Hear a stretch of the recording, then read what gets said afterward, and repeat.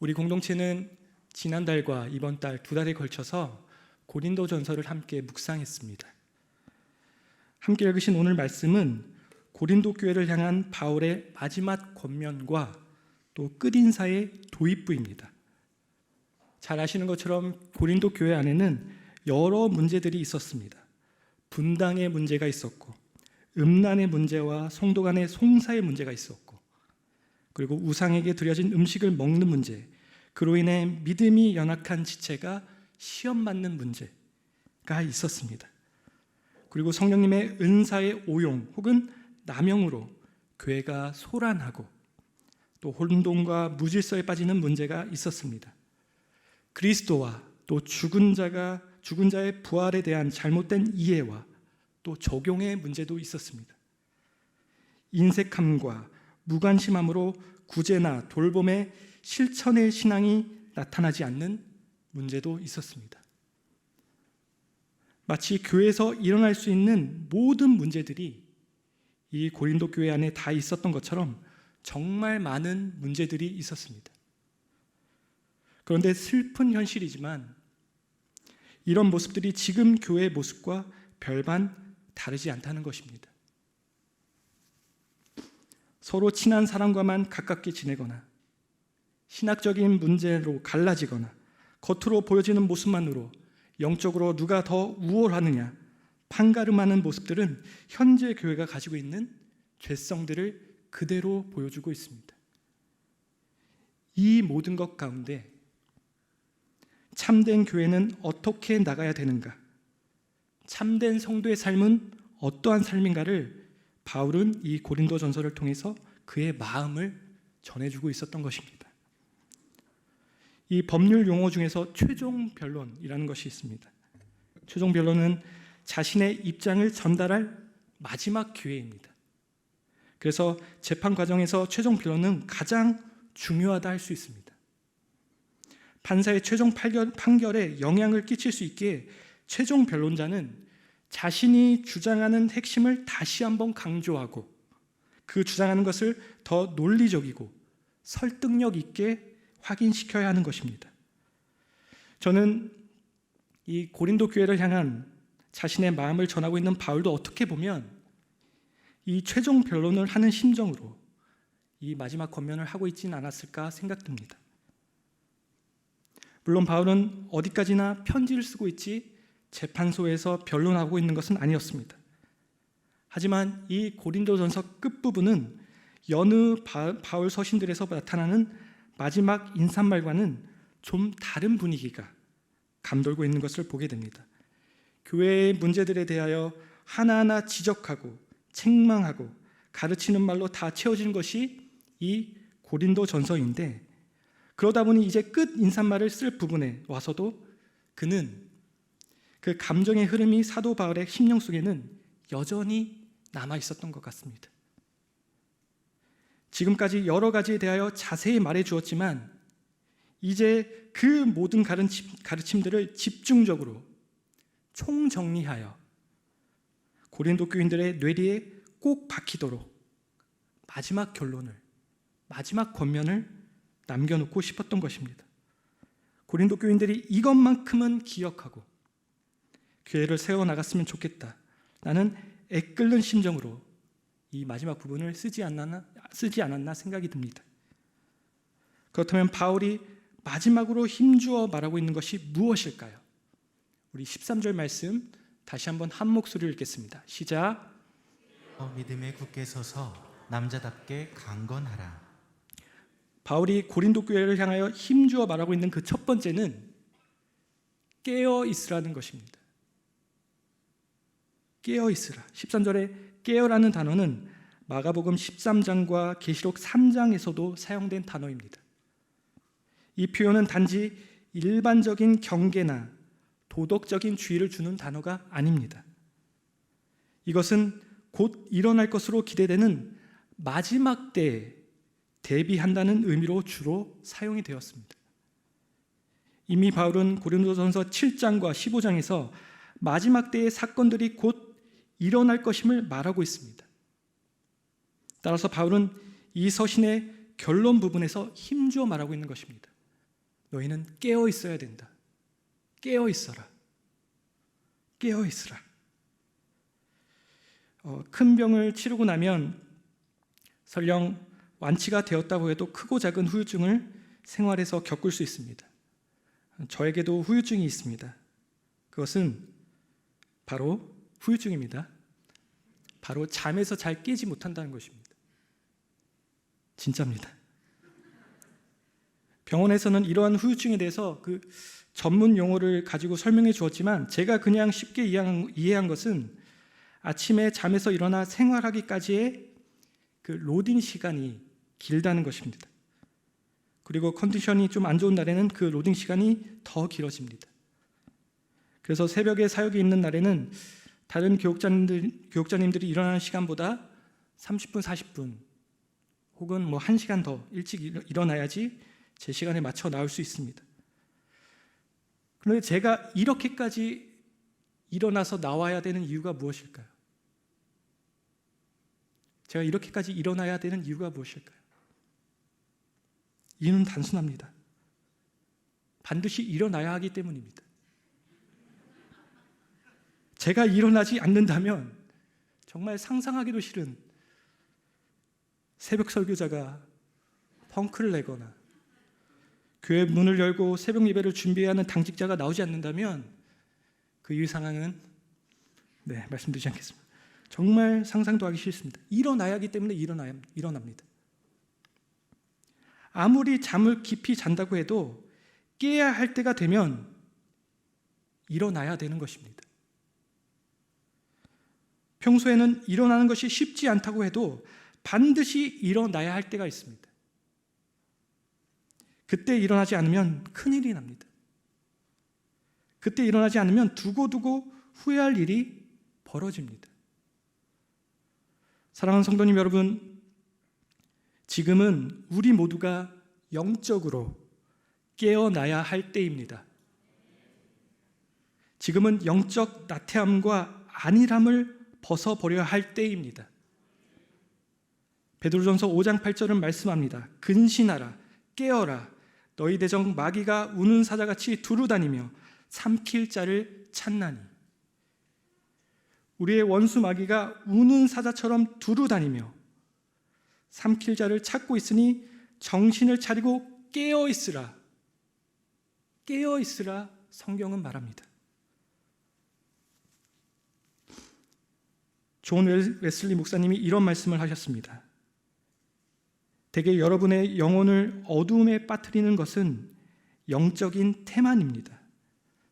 당신은 그런 상태에서도 평안히 살고 있습니다. 당신의 전선에는 전혀 싸움이 없으며 당신은 겉으로만 의무를 지키는 평탄한 길에 주저앉아 머무는 것에 만족하고 있습니다. 그런 동안 당신의 영혼은 죽어간다는 사실을 기억하십시오. 주님 앞에 생기를 되찾으십시오. 일어나 먼지를 털어버리십시오. 강력한 축복을 얻기 위해 하나님과 씨름을 해보십시오. 기도로서 당신의 영혼을 쏟아 놓으십시오. 잠에서 깨어나십시오. 그리고 계속 깨어 있으십시오. 사랑하는 성도님 여러분, 우리 주님 다시 오십니다. 믿으십니까? 아멘. 그런데 언제 주님이 오실지 모르기 때문에 우리는 영적으로 늘 깨어 있어 기쁨으로 주님을 맞이하는 우리 모두가 되어야 할 것입니다. 그런데 제가 자꾸 깨어 있어야 된다 이렇게 말씀을 드리는데 이 말씀 앞에 무덤덤한 분들이 계실 수도 있습니다. 깨어 일어나라는 주님의 음성 앞에 이런 생각과 반응이 나올 수도 있습니다. 제가 잠들어 있다니요. 저는 지금 깨어 있고 열심을 내며 충분히 잘 살고 있습니다. 만족하며 살고 있습니다. 사람들도 저를 믿음 좋은 사람으로 여겨줍니다. 이런 생각이 드는 분들은 깨어 일어나라는 주님의 음성은 그냥 내 옆에 분, 강진규 목사의 이야기, 그렇게만 들릴 수도 있을 것입니다. 그래서 우리는 우선적으로 하나님의 시각으로, 하나님의 말씀으로 우리 자신을 진단해야 합니다. 이것을 다시 말씀드리면 우리가 영적 잠에서 깨어 일어나야 하는 필요성을 먼저 알아야 하는 것입니다. 요한계시록 3장의 사대 교회 교인들도 스스로는 자신들이 살아있는 신앙을 갖고 있다고 생각했습니다. 어쩌면 주변의 사람들도 그렇게 생각했을 것입니다. 그런데 주님께서 보실 때는 온전한 것을 그들 가운데서 찾아볼 수가 없었습니다. 우리 요한계시록 3장 1절과 2절의 말씀을 한 목소리로 읽기 원합니다. 시작. 사대교회 사자에게 편지하라. 하나님의 7 영과 7 별을 가지신 이가 이르시되 내가 내 행위를 아노니 내가 살았다 하는 이름은 가졌으나 죽은 자로다. 너는 일깨어 그 남은 바 죽게 된 것을 굳건하게 하라. 내 하나님 앞에 내 행위에 온전한 것을 찾지 못하였노니. 1절에 주님께서 사대 교회를 향하여 내 행위를 안다고 말씀하십니다. 그리고 2절에 내 행위에 온전한 것을 찾지 못하겠다 말씀하십니다. 이것이 말해주는 것이 무엇일까요? 바로 사람이 보는 것과 하나님이 보시는 것에는 차이가 있다는 것입니다. 하나님은 사람이 미처 보지 못하는 부분까지 보시는 분이십니다. 사랑하는 여러분, 사람이 보는 것과 하나님이 보는 것의 차이는 매우 매우 중요합니다. 사무엘상 16장 7절은 이렇게 말씀합니다. 내가 보는 것은 사람과 같지 아니하니 사람은 외모를 보거니와 나 여호와는 중심을 보느니라 하시더라. 그리고 잠언 21장 2절은 사람의 행위가 자기 보기에는 모두 정직하여도 여호와는 마음을 감찰하시느니라. 아멘. 우리 마음 가운데 있는 동기가 늘 선해 보여도 우리의 마음을 감찰하시는 주님께는 그렇지 않을 수 있습니다. 사람은 대개 남에게는 엄격하고 나에게는 관대합니다. 그래도 그나마 난 선하다 생각하며 스스로를 괜찮은 사람으로 여깁니다. 하지만 우리 모두는, 저를 포함해서 우리 모두는 사람의 시선과 인정이 아닌, 내 자신의 판단이 아닌, 우리의 모든 것을 알고 계시며 심지어 우리가 꽁꽁 싸며 숨기고 있는 부분도 살펴보시는 그 하나님의 시선으로 우리 자신의 형 상태를 바라봐야 하는 것입니다. 그 방법 중에 가장 확실한 것은 제가 비법을 알려드리겠습니다. 우리 자신을 하나님의 말씀 앞에 비추어 보는 것입니다. 그 하나님의 말씀으로 나의 심령과 삶의 모든 영역들을 비추어 보는 것입니다. 그러면 분명 우리 가운데 걸리는 부분이 있을 것입니다. 찔리는 부분이 드러날 것입니다. 하나님의 말씀이 우리의 심령과 삶의 모든 영역들 가운데 찌르고 있는 부분을 감지해야 하는 것입니다. 우리가 잘 알고 있는 잠언, 이 잠자가 무슨 잠자일까요? 제가 깨어야 된다고 해서 잠잠자 아닙니다. 바늘잠입니다. 아시는 분도 계시겠지만 잠언은 찌르는 말씀입니다. 바늘로 찌르는 말씀.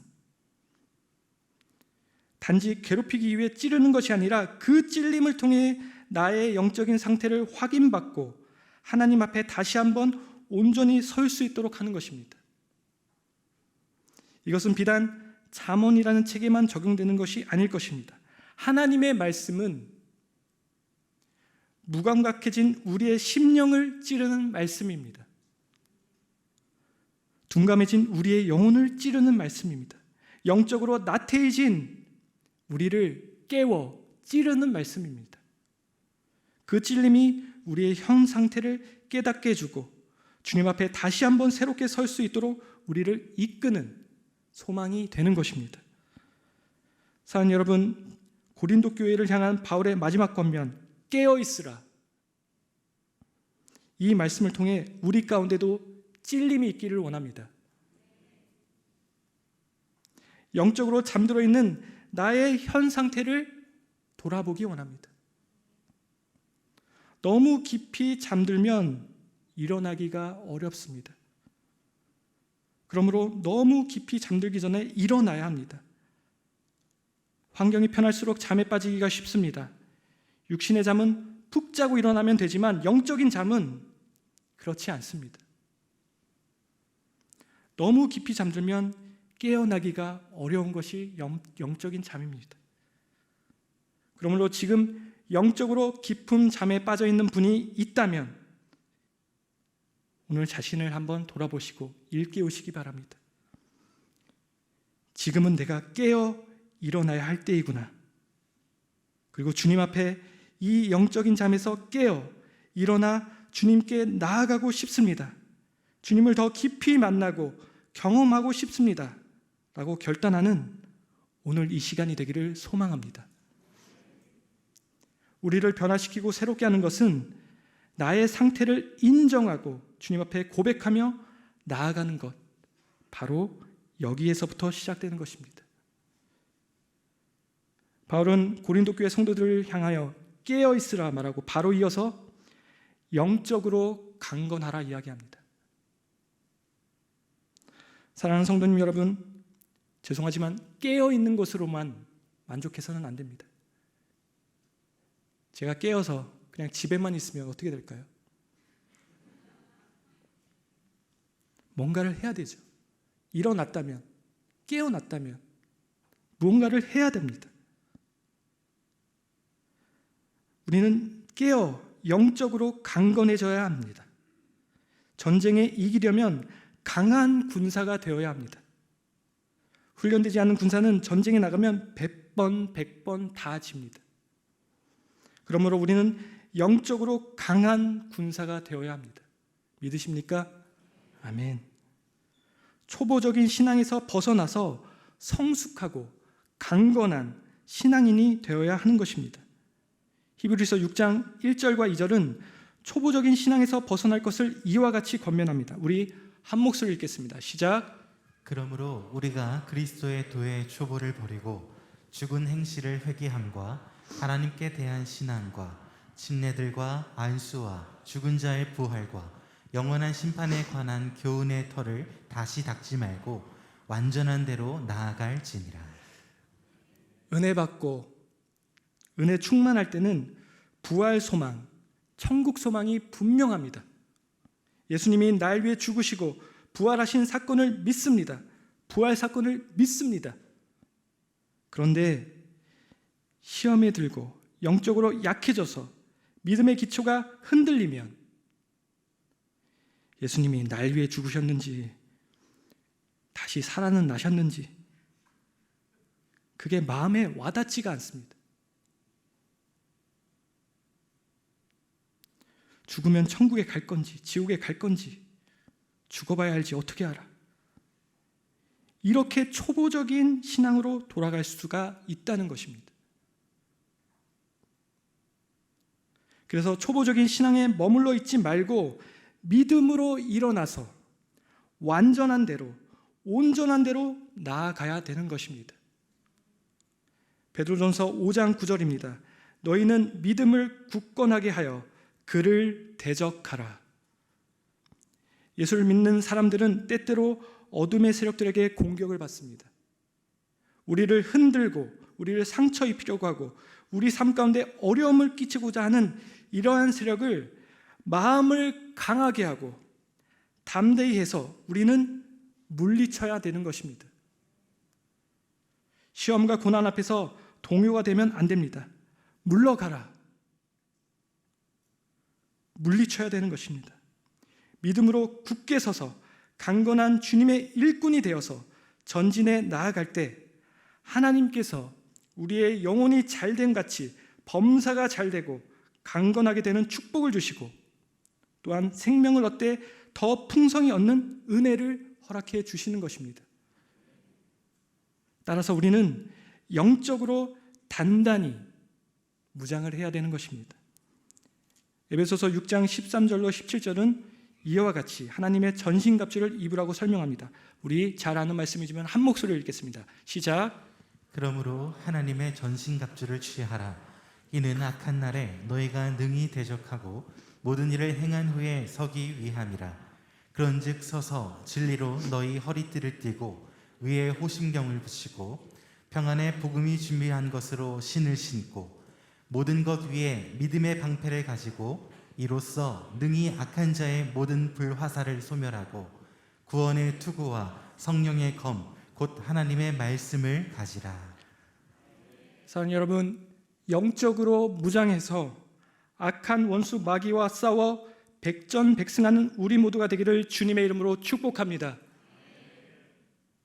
목사이자 저자인 브라이언 보그만 목사님은 그에 져서 영적 싸움에서 이렇게 말합니다. 죄는 우리를 넘어지게 하고 하나님의 영광을 가리며 삶의 축복을 앗아간다.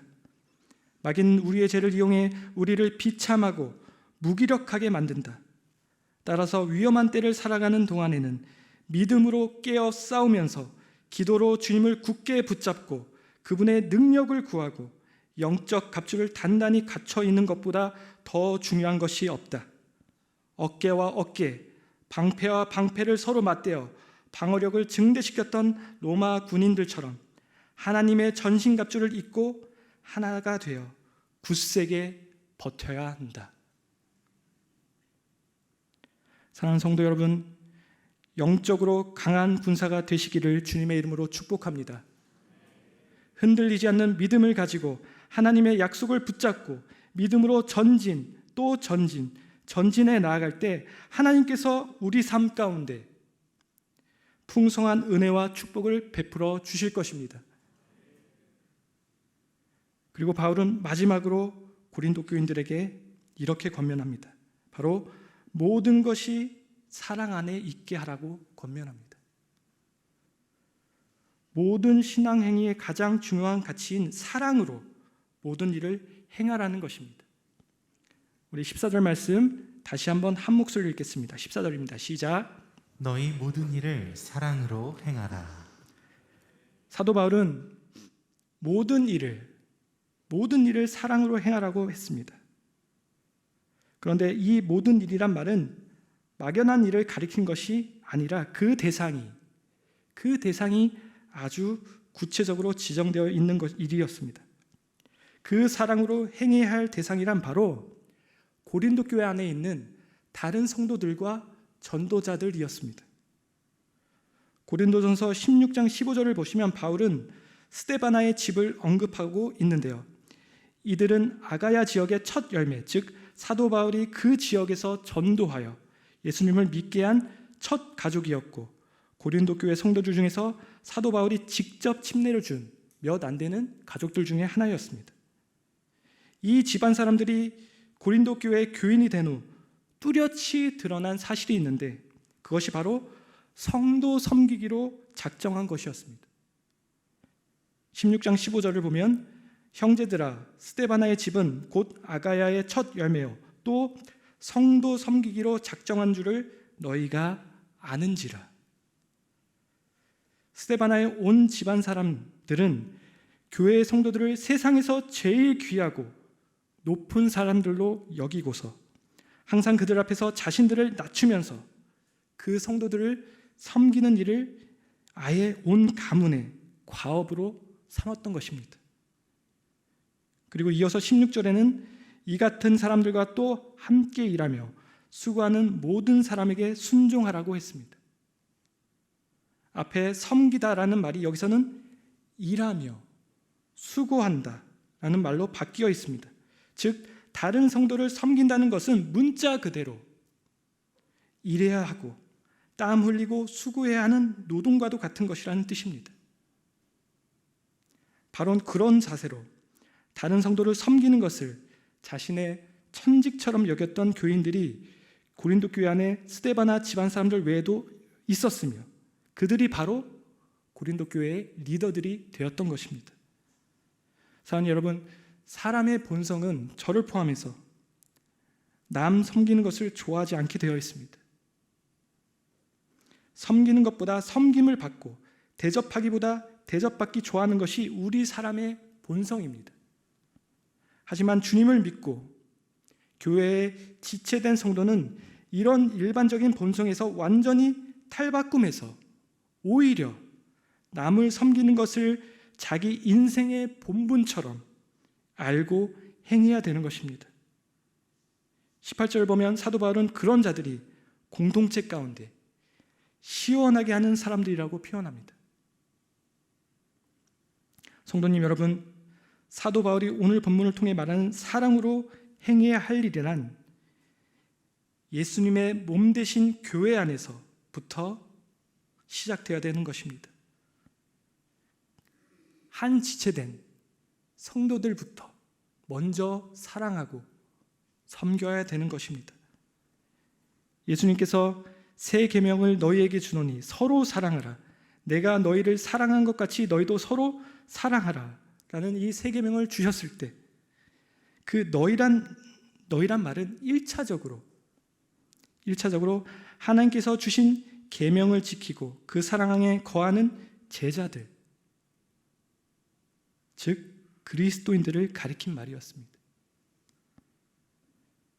그리스도인의 사랑이라는 것은 그 무엇보다도 제일 먼저 교회 안에서부터 나타나게 되어 있는 것입니다. 교인들끼리 서로 발을 씻겨주는 섬김을 통하여 서로의 심령을 시원하게 만들어주는 사랑과 위로와 격려와 도움을 통하여 발휘되어야 하는 것입니다. 믿으십니까? 아멘.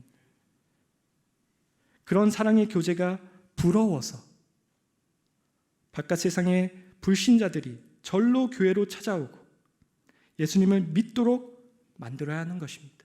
우리가 먼저 서로 사랑하고 서로 세워주고 하나가 되어야 되는 것입니다.